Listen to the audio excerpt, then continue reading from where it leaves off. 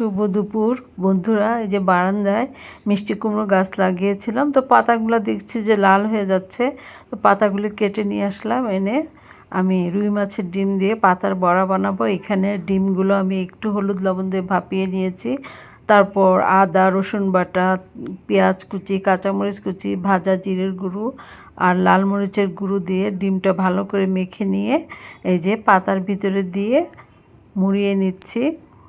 এভাবে লাউ পাতা দিয়েও করা যায়, খুবই মজা লাগে। তো সবগুলো বানানো হয়ে গেছে। ফ্রাইং প্যানে আমি অল্প একটু তেল দিয়েছি, বেশি দিতে হবে না।